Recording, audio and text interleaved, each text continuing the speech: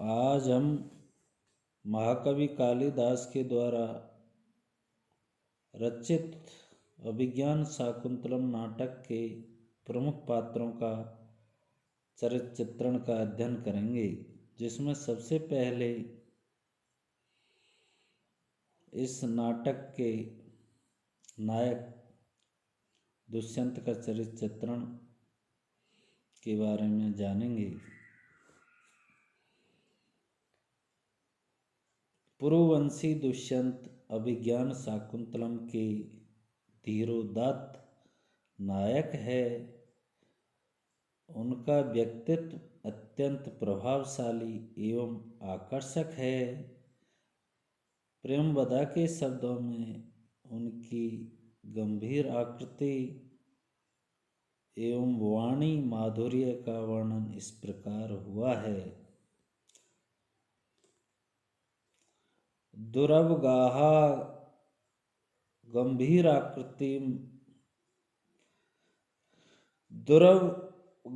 दुरवगाह गंभीर आकृतिर मधुर मालापन प्रभुत्वम दाक्षिण्यम विस्तारयति।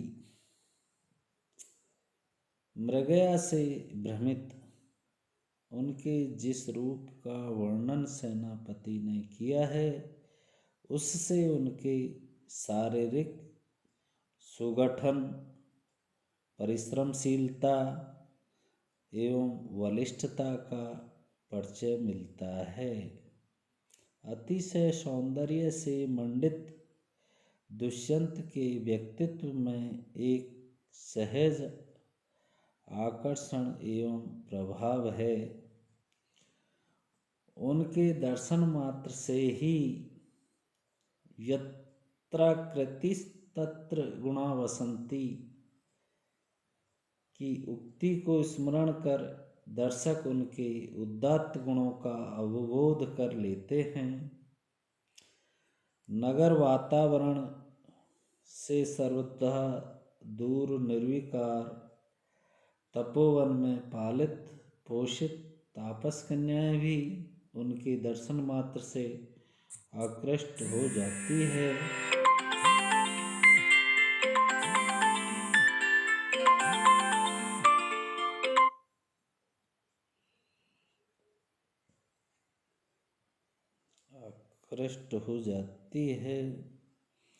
कण्व दुहिता शकुंतला तो दुष्यंत के प्रथम दर्शन से ही उनके प्रेम पास में बंध जाती है। दुष्यंत के महनीय व्यक्तित्व एवं अलौकिक सौंदर्य से मारीच की निर्विकार हृदया वृद्धा धर्मपत्नी दाक्षायणी भी प्रभावित हुए बिना नहीं रह पाती। संभावनीया अनुभावाश्चाकृति ही क्षत्रिय राजा के अनुरूप दुष्यंत पराक्रमी एवं योद्धा है। शाकुंतल के प्रथम अंक में जब वह रथारूढ़ होकर धनुष की प्रत्यंचा पर बाण का संधान किए हुए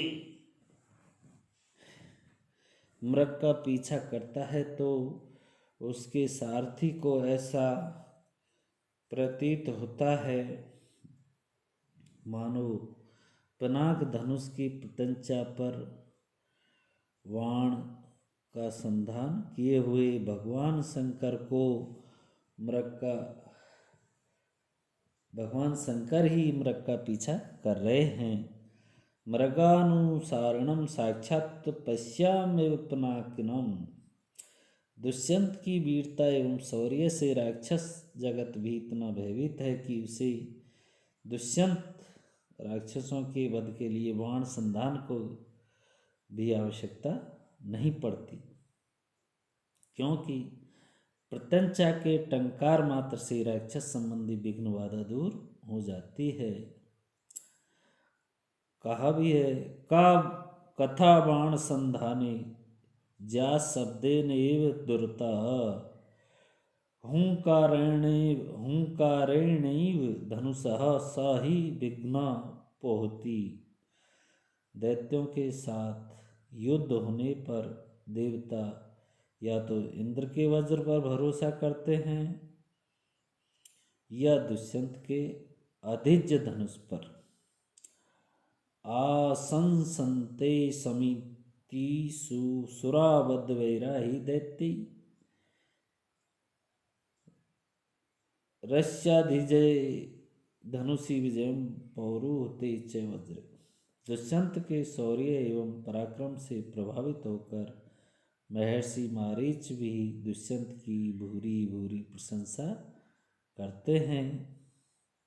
मातली द्वारा आक्रांत मांडव्य की पुकार सुनकर वह तुरंत ही धनुष पर बाण चढ़ाकर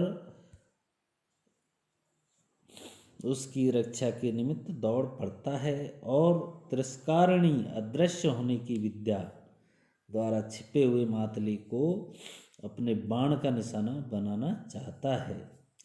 हो हनिष्यति वध्यम त्वाम रक्षम रक्षिष्यति द्विजम हंसो ही क्षीरमादत्ते तन्मिश्रावर्ज त्यपः। दुष्यंत का उक्त कथन धनुर्विद्या में उनकी निपुणता का द्योतक है। दुष्यंत एक ऐसा राजा है जिसमें न्यायप्रियता, प्रजावत्सलता एवं कर्तव्यपरायणता कूट कूट कर भरी है।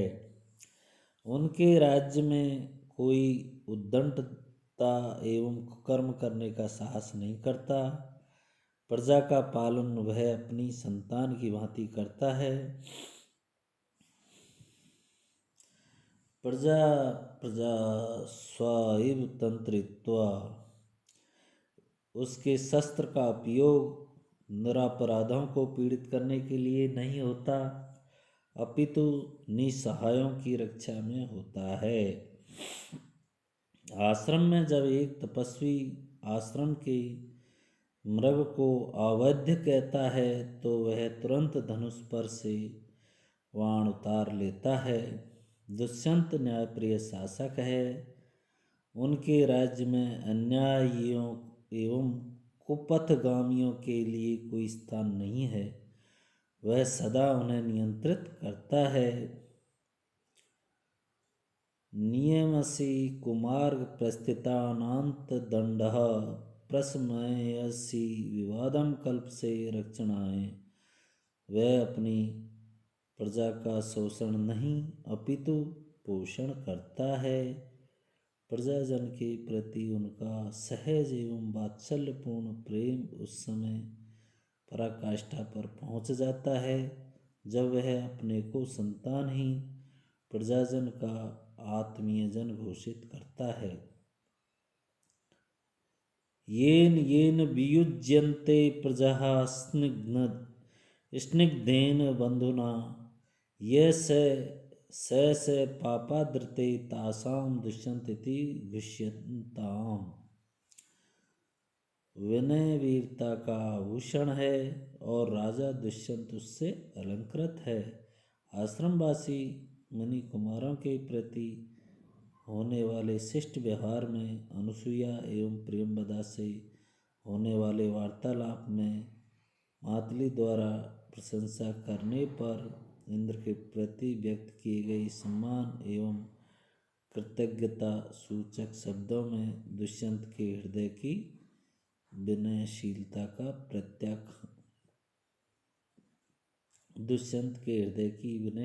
का प्रख्यापन होता है।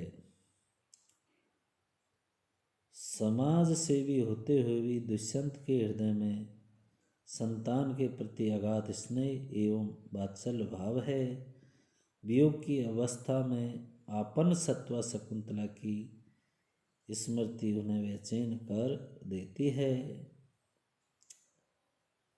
संरोपिते प्यात्मनि धर्मपत्नी त्यक्ता मया नाम कुल प्रतिष्ठा कल्पिष्यमाणा महते फलाय वसुंधरा कालिवोक्त बीजा। छठे अंक में व्यापारी धनमित्र की मृत्यु का समाचार सुनकर संतानहीनता की वेदना उसे शोकाकुल बना देती है। सर्वदमन को देखकर उनके हृदय का पिता वत्सलता से विभोर हो जाता है। दुष्यंत में धीर ललित नायक की भांति कला नैपुण्य भी है। महारानी हंसपति का गीत उन्हें मुग्ध कर देता है और वे उसकी इन शब्दों में प्रशंसा करते हैं। अहो राग परिवाहिनी गीति। छठे अंक में वह शकुंतला का स्वाभाविक चित्र बनाते हैं, जिसे देखकर वह स्वयं भी भूल जाते हैं कि यह चित्र है। शकुंतला के वनवास, सौकुमार्य और विनय के अनुरूप प्रसाधनों की चित्र में कमी खटकती है। कृतं ने कर्णार्पित बंधनम सखी शिरिषमागंड विलंबी के श्रम ने वा शरत चंद्र मरीचि कोमलम मृणाल सूत्रम रचितम स्तनांतरे। शाकुंतल के आरंभ में ही सम्राट दुष्यंत से हमारा परिचय मृगया प्रिय वीर पुरुष के रूप में होता है। मृगया प्रेम ही उन्हें कणु के आश्रम में पहुंचाता है, जहां वे शकुंतला के प्रति आकर्षित हो जाते हैं। मृगया के संबंध में भी वे मर्यादित रहते हैं। कहने का तात्पर्य है कि दुष्यंत में अनेक मानवोचित दुर्बलताएं हैं। दुर्बलताओं के कारण ही दुष्यंत का चरित्र सबल हो गया है और कवि प्रवर कालिदास को दुष्यंत के चरित्रांकन में अभूतपूर्व सफलता प्राप्त हुई है।